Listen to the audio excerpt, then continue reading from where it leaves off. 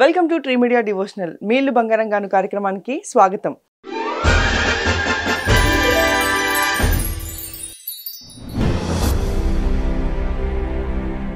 మీ వ్యక్తిగత జీవితంలో కానీ మీ గృహానికి సంబంధించిన కానీ ఏమైనా సమస్యలు ఉన్నట్లయితే దానికి వాస్తు కూడా ఒక కారణమై ఉంటుంది. మరి వాస్తుకి సంబంధించిన సమస్యలకి పరిష్కారాలు తెలియజేయడానికి మనతో పాటు ఉన్నారు వాస్తు సంఖ్యాశాస్త్ర నిపుణులు నర్రా రామకృష్ణ చౌదరి గారు. గురుగారు నమస్కారం. నమస్తే. గురుగారు, మీ ఇల్లు బంగారం గాను కార్యక్రమం ద్వారా మనం వాస్తుకి సంబంధించిన ఎన్నో విషయాలు మనం తెలియజేస్తూ ఉన్నాము, ఎలా మార్చుకోవాలో చెప్తూ ఉన్నారు. సో మరి ఈరోజు వాస్తుకి సంబంధించి ఏం చెప్తున్నారు? ఓకేనమ్మా, మనకి వాస్తు విషయంలో ప్రధానంగా ఒక 4 అంశాలు చాలా ఇంపార్టెంట్. అది అపార్ట్మెంట్ కావచ్చు, ఇండిపెండెంట్ హౌస్ కావచ్చు, చిన్న ఒక గది కావచ్చు, చిన్న షాప్ కావచ్చు, వ్యాపార స్థలమైన ఆఫీస్ అయినా ఏదైనా అవసరం. మనకి నూతులు గోతులు అనేది చాలా ఇంపార్టెంట్. ఓకే. నూతులు గోతులు అంటే మనం ఎక్కడ వస్తుంది ఎక్కువగా సెప్టీ ట్యాంక్ తీసుకునే దగ్గర, లేదా బావి కానీ, లేదా సంపులు కానీ. పూర్వం రోజుల్లో సంపులు అనేవి ఉండవు, ఎక్కువ బావులు ఉండేవి. ఇప్పుడు వచ్చేసరికి బోర్లు వచ్చేసినాయి కాబట్టి అది పెద్ద నూతి కింద రాదు. అది అంటే అది కూడా వస్తుంది, వాటర్కి సంబంధించింది, పెద్ద గొయ్యిల కింద రావు అవి. మనకి ఇప్పుడు ప్రజెంట్ వచ్చేసరికి ఎక్కువ మనకి గోతులు తీయాల్సిన పరిస్థితులు ఎక్కడ వస్తాయి అంటే, సెప్టీ ట్యాంకులు కూడా ఉన్నాయి పెద్ద పెద్ద సిటీలో వచ్చేసరికి. మనకి హైదరాబాదు పెద్ద పెద్ద సిటీలో వచ్చేసరికి అండర్ గ్రౌండ్ ఇది ఉంటుంది కాబట్టి దాంట్లోకి వెళ్ళిపోతుంది, సెప్టీ ట్యాంకులు కూడా అవసరం లేదు. కొన్ని ఎక్కువ సిటీస్లోకి వచ్చేసరికి సెప్టీ ట్యాంక్ కూడా తీసుకోవాలి కాబట్టి అదొక గోతి వస్తుంది. ప్లస్ ముఖ్యంగా ఏంటంటే ఇవాళ 2 స్టైలు ఉన్నా 3 స్టైలు ఉన్నా మనకి లిఫ్ట్కి వాడుతుంటాం ఎక్కువగా. అవును, లిఫ్ట్కి గోతి తీస్తాం. గోతి అంటే మరీ పెద్ద గోతి కాకపోయినా ఒక 6 అడుగులు 7 అడుగులు తీస్తాం.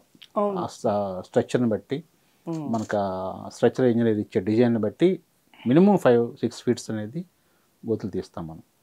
అట్లా ఎక్కడ తీయాలి, అది అపార్ట్మెంట్ కావచ్చు, హౌస్ కావచ్చు, ఎక్కడ తీసుకోవాలి, ఎక్కడ అనువైన ప్లేసు, ఎక్కడ మనకు అది వ్యతిరేకమైన ఫలితాలు ఇస్తాయని మనం ఒకసారి తెలుసుకోవాలి. ఇప్పుడు కూడా మనకి తూర్పు భాగం కానీ ఉత్తర భాగంలో కానీ మెయిన్ తీసుకోవచ్చు. తప్పనిసరి పరిస్థితుల్లో పడమర వాయువు, ఉత్తర వాయువు, దక్షిణాగ్నేయం, తూర్పు ఆగ్నేయం తీసుకోవచ్చు. కానీ కొన్ని ప్లేస్లో వచ్చేసరికి మాత్రం వెస్ట్ ఫేస్, సౌత్ ఫేస్లో వచ్చేసరికి మనకు మెట్లు ప్లస్ మనకి ఇవి వస్తాయి, మన మామూలుగా ఈ మిడ్లాండ్ స్టేర్ కేస్ అని వస్తాయి. అక్కడ వచ్చేసరికి పక్కనే లిఫ్ట్ ఉంటుంది, దాన్ని చుట్టుకొని మెట్లు వెళ్ళిపోవాలి. అలా ఇంక వేరే మార్గం ఉండదు. అట్లాంటప్పుడు కొన్ని వాస్తు దోషాలు ఉంటాయి. ఇప్పుడు దాని విషయం మనం చెప్పుకునేటప్పుడు ఇది ఒక ఉదాహరణ చెప్పుకోవచ్చు. దీన్ని ఇక్కడికి వచ్చేసరికి వెస్ట్ ఫేస్ ఇది ఒక ఇండిపెండెంట్ ఇల్లే. అంటే ఇండిపెండెంట్ అంటే అతని స్థలమైన ఒక 400 గజం స్థలంలో ఒక 4 ఫ్లోర్లు కట్టుకున్నారు. ఒక ఫ్లోర్లో వాళ్ళు ఉంటున్నారు, 3 ఫ్లోర్లు రెంట్కి ఇచ్చారు. ఓకే. వచ్చేసరికి ఈ లిఫ్ట్ వచ్చేసరికి నైరుతి మూల లిఫ్ట్ తీశారు, అక్కడ మెట్లు వచ్చేసినాయి. దీని ప్రభావం ఎలా ఉంటుందంటే, ఇది నైరుతి దోషం. ఇది నైరుతిలో గోతులు ఉండాలి. గోతులు ఉన్నాయి ఇప్పుడు ఇక్కడ, కానీ దీని రెమెడీస్ గురించి తర్వాత చెప్పుకుందాం. అంటే దీనికి వేరే మార్గం లేదు, ఇక్కడే తీయాలి. ఓకే. నేను ఈ ప్లాన్ ఇచ్చినా కానీ ఇక్కడే తీయాలి. దీనికి ఆపోజిట్ వేరే మార్గం ఉందో తర్వాత చెప్పుకుందాం దాని గురించి. ఓకే. ఇప్పుడు ఇలా ఇక్కడ ఇంతవరకే చేసుకుంటే వచ్చే దుష్ఫలితాల గురించి చెప్పుకుందాం మనం. ఇప్పుడు ఈ ఇంటికి వచ్చేసరికి బాగానే చక్కగా ఇల్లు కట్టుకున్నారు, బ్రహ్మాండంగా కొంత డబ్బులు పెట్టారు, కొంత లోన్ తీసుకున్నారు, హ్యాపీగా పిల్లలకు మ్యారేజ్ చేశారు.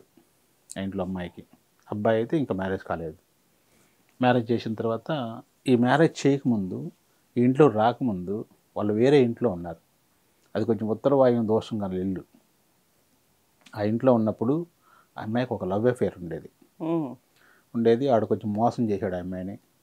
అమ్మాయి మంచి అమ్మాయే, వెళ్ళి లవ్ చేసింది, మ్యారేజ్ చేసుకోవాలనుకుంది.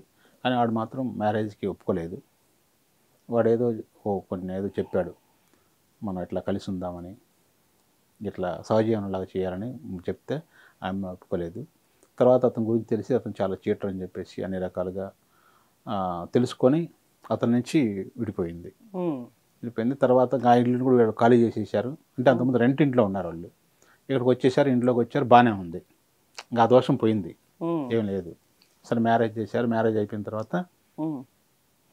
అయిన తర్వాత వాళ్ళ భర్తతో చెప్పింది విషయం, ఇట్లా అని చెప్పేసి, ఇట్లా నేను చెప్తే ఇబ్బంది లేకుండా ఉంటుందని చెప్పేసి.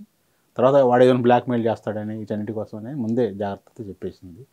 సరే అతను కూడా ఏమనలేదు, మామూలుగానే ఉన్నారు. వీళ్ళకి జాబ్ వచ్చింది, వీళ్ళకి సాఫ్ట్వేర్ జాబ్, అతనికి సాఫ్ట్వేర్ జాబ్ అనమాట. ఇంకా మ్యారేజ్ అయిన తర్వాత అక్కడికి వెళ్ళిపోయింది. అక్కడికి వెళ్ళి వాళ్ళతోనే ఒక ఇంట్లో రెంట్కి తీసుకొని ఉంటున్నారు. కానీ ఏ రోజు వాళ్ళు కలిసి లేరు. ఓకే. అమ్మాయిని బాగా చూసుకుంటాడు, కావాలంటే అన్ని బట్టలు కొని పెడతాడు, గోల్డ్ కొని పెడతాడు, ఫుడ్కి సంబంధించిన జాగ్రత్తలు తీసుకుంటాడు, అన్ని జాగ్రత్తగా ఉంటుంటారు. కానీ ఆ అమ్మాయిని ఎప్పుడు కూడా దాదాపు మ్యారేజ్ అయిన తర్వాత 1 year పైన అమ్మాయిని అసలు టచ్ కూడా చేయలేదు అతను. ఈ అమ్మాయి కూడా ఏంటంటే అసలు ఏంటి విషయం కూడా అర్థం, ఇంట్లో చెప్పలేదు దాదాపు 6 నెలల వరకు. బాగానే ఉంటున్నట్టు ఉంటున్నారు. కానీ ఎందుకంటే అతని క్యారెక్టర్ ఈ అమ్మాయి వదులుకోవడానికి ఇష్టపడలే, అతని మీద కంప్లైంట్ చేయడానికి ఇష్టపడలే. సరే ఒకరోజు ఇంట్లో వాళ్ళు డౌట్ వచ్చింది, అంటే ఇంటికి వచ్చినా కానీ బాగానే ఉంటారు, పండగకి వచ్చినా చాలా బాగుంటారు. డౌట్ వచ్చి అడిగారు, అడిగితే అప్పుడు చెప్పింది అమ్మాయి. చెప్తే సరే ఒకసారి మరి డాక్టర్ దగ్గరికి కలుద్దామని చెప్పాను అని అన్నారు. అతనికి డాక్టర్ కూడా కాదు, అమ్మాయి ప్రవర్తన బాగలేక కాదు, అమ్మాయి మీద వేరే ఏం లేదు.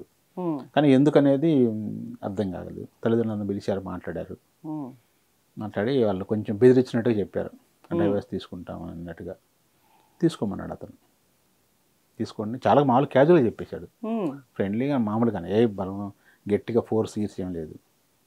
చెప్పేసరికి ఇంకా పేరెంట్స్ కూడా అంత మరీ ఇష్టం లేకుండా తీసుకోమన్నప్పుడు మేము ఏదో బెదిరిద్దామని చెప్పేసి చెప్తే అట్లన్నాడు అని చెప్పేసి వద్దు అని చెప్పారు వాళ్ళ అమ్మాయితోటి. చెప్తే వాళ్ళ అమ్మాయి ఇష్టపడలే, డైవర్స్ తీసుకోవడానికి ఇష్టపడలేదు.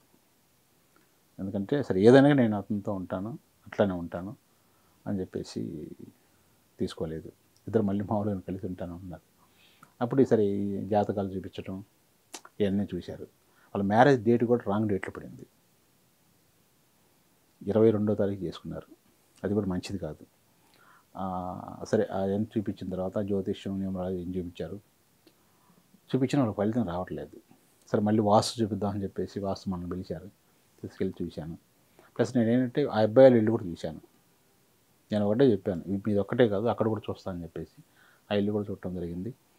చూసిన తర్వాత నాకు అర్థమైపోయింది. అతనితో కూడా మాట్లాడాను నేను ఫోన్లో. నేనేంటంటే వాస్తుకి వెళ్ళిన తర్వాత ఓన్లీ అంతవరకు చేసేసుకొని రాను, పర్సనల్గా కూడా వాళ్ళతో మాట్లాడతాను. అసలు ఏంటి, అసలు దీనికి మూలం ఏంటి, ఎక్కడ పడింది, దీనికి బీజం ఎక్కడ పడింది, ఇంత నెగిటివ్గా ఆలోచించడానికి అసలు కర్త కర్మ క్రియ అసలు ఏంటి అని ఎవరు అని చెప్పేసి ఆలోచించాను. అది నాకు చాలా సున్నితమైన విషయాలు చెప్పాడు. అది మనంతా కూడా పబ్లిక్ కూడా చెప్పకూడదు. సరే తర్వాత ఒక చిన్న రెమెడీస్ చేసాం మనం. చేసిన తర్వాత విచిత్రమైన విషయం, వాళ్ళిద్దరు బ్రహ్మాండంగా ఉన్నారు ఇప్పుడు. ఓకే. పిల్లలు కూడా, 2 పిల్లలు, జరిగి కూడా దాదాపు 8 years 9 years అవుతుంది. ఓకే. బాగానే కలిసి ఉంటున్నారు. అంటే ఎప్పుడు కూడా ఏంటంటే కొన్ని విషయాలు అనేది మనం కొన్ని దాచకపోవటం అనేది మంచిది, కొన్ని దాస్తేనే మంచిది. ఓకే. అది టోటల్గా మీకు సారాంశం ఏంటంటే నేను చెప్పిన పాయింట్ ఇదే, అన్ని విషయాలు అన్నీ చెప్పకూడదు. భార్య అన్ని విషయాలు భర్తకు చెప్పకూడదు, భర్త అసలు చెప్పకూడదు అన్ని విషయాలు భార్యకి. అది ఓకే. మనం ముందే ఆలోచించి భయంతో, అతి జాగ్రత్తతోటి, అభద్రతా భావంతో చెప్పేసుకుంటే అదేదో స్వామి చెప్పినట్టు ఉంటుంది అన్నమాట. అందుకని ఎంతవరకు ఉండాలో అంత బ్యాలెన్సే ఉండాల్సింది. సర్కస్ లాంటిది జీవితం అంతా కూడా, బ్యాలెన్స్ తప్పని పడిపోవడం. అంటే మనం కూడా వాస్తు రెమెడీస్ చేసాము. ఇందా మీకు ఒక విషయం చెప్తాను నేను ఇక్కడ. ఓన్లీ ఇక్కడ ఉంటే ఏంటి అనేది, దాని పరిష్కారం ఏంటనేది. మనకు నైరుతులు ఎప్పుడైతే అంత గోయి ఉంటున్నప్పుడు అది తీసేటప్పుడు కూడా ఆ గోతి తీయాల్సి వచ్చినప్పుడు అక్కడ 4 మూలల మనకి 4 ఈ సపోర్ట్స్ ఉంటాయి, మనకి వాస్తు సపోర్ట్స్ ఉంటాయి. నైరుతిలో కానీ ఇట్లా ఆగ్నేయంలో కానీ వాయువులో కానీ తీయాల్సి వచ్చినప్పుడు ఆ యొక్క వాస్తు దోష నివారణకి కొన్ని సపోర్ట్స్ ఉంటాయి. వాస్తు సంబంధించిన యంత్రాలు కాదు కానీ ఆ సపోర్ట్స్ని మనం బిగిస్తాం అక్కడ. దాంతోపాటు మళ్ళీ ఈశాన్య మూల కూడా ఇక్కడ ఎంతైతే గొంతు తీసామో దానికి సమానంగా, అంటే అంత వెడల్పు కాకపోయినా కానీ కొద్ది తక్కువతోటి గొంతు తీసి, అంటే దీనికన్నా లోతు ఇది 5 అడుగులు తీస్తుంటే అది 6 అడుగులు తీసి ఆ గొంతులో వేరే ఒక నీటికి సంబంధించిన ఒక యంత్రం ఉంటుంది, అది పెట్టేసుకొని మళ్ళీ బూట్ చేసుకోవచ్చు. కావాలంటేనేమో మనం సంపులాగా వాడుకోవచ్చు, లేదా దాన్ని అలానే ఉంచేసుకొని బూట్ చేసుకోవచ్చు. అప్పుడు దానికి దోష నివారణ వస్తుంది.